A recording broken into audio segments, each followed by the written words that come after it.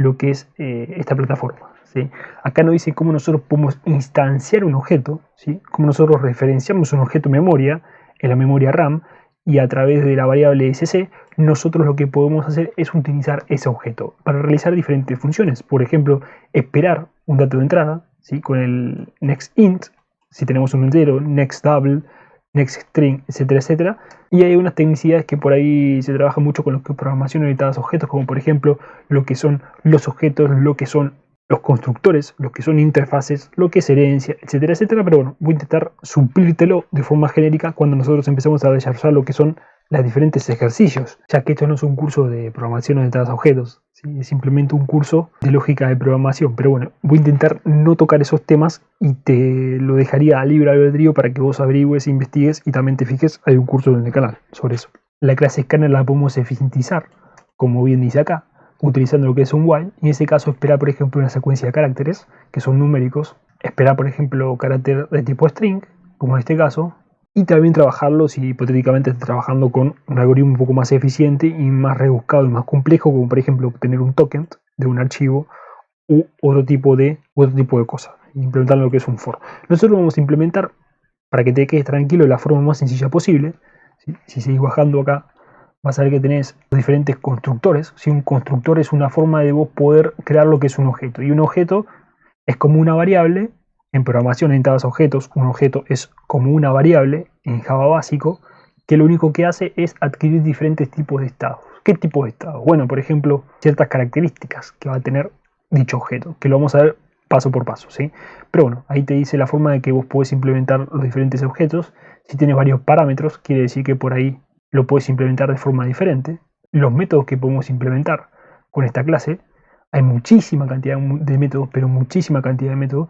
La gran mayoría que vamos a implementar es nextTal, ¿sí? Si bajamos un poco, ahí tendríamos todos los métodos de tipo next, ¿sí?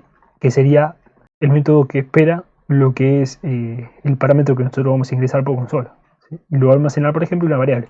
Nosotros creamos una variable y almacenamos según el tipo de dato, si es bytes, si es double, si es float, si es string, si es long, si es short, etcétera, etcétera, ¿sí?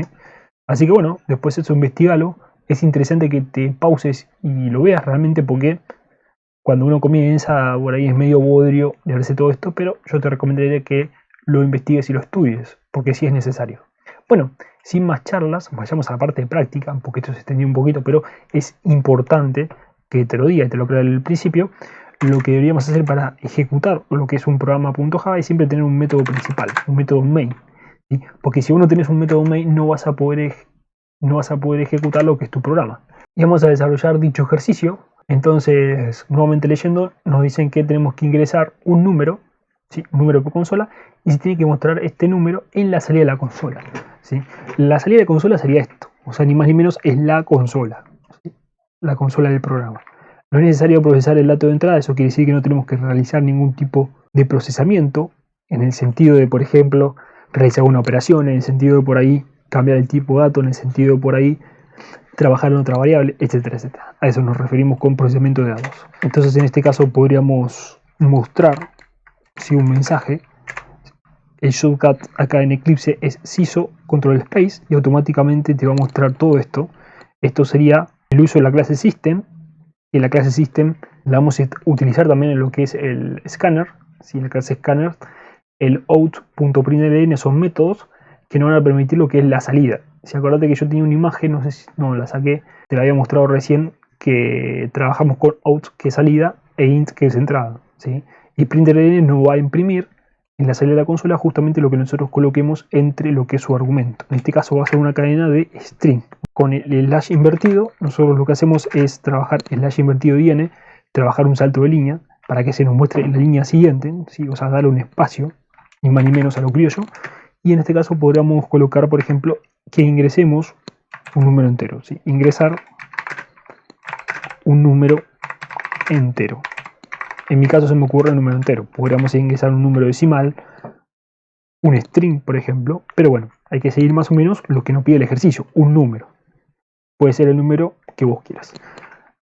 Hay una cosa que tenés que tener en consideración. A mí me gusta trabajarlo todo por try catch finally. Hipotéticamente que no trabajemos con exception acá, dentro de lo que es este método y no controlemos, por ejemplo, las potenciales excepciones que pudiesen ocurrir en lo que es el programa, ¿sí? Entonces la manera de por ahí controlar lo que es una excepción, lo que es un posible error que pueda surgir al momento de nosotros desarrollar lo que es nuestro código, desarrollar lo que es nuestro algoritmo, es a través de un bloque try-catch.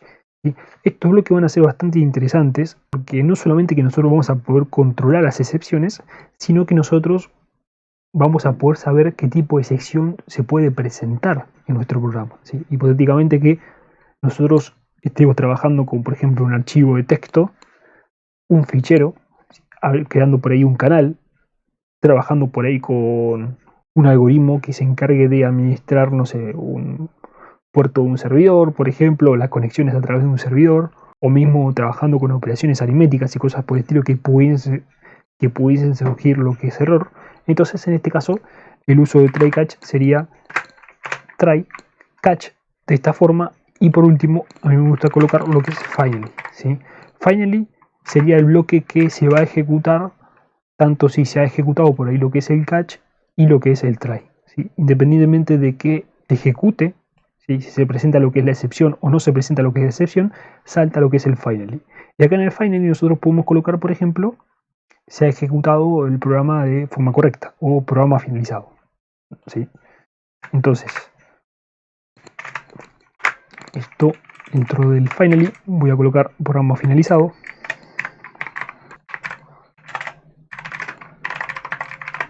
¿Sí? Y esto, por ejemplo, ingresar un número lo podemos colocar adentro, ya que te expliqué lo que es el try catch. Acuérdate, siempre cuando nosotros estamos comenzando con Java, es necesario trabajar con try catch. Y por ahí podríamos hacer una ejemplificación en el caso de que surgiese un error. Y lo vamos a ver también acá. Ya que estamos, lo vamos a ver. ¿Sí? Vamos a capturar lo que es la excepción.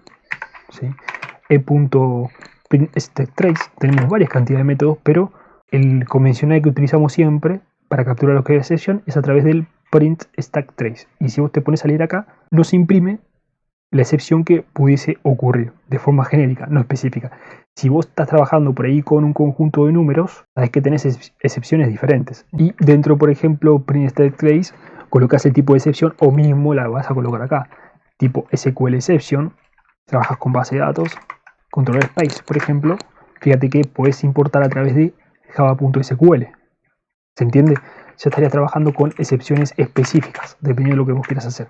Entonces, bueno, en este caso, e.printStackTrace, sí, simplemente eso.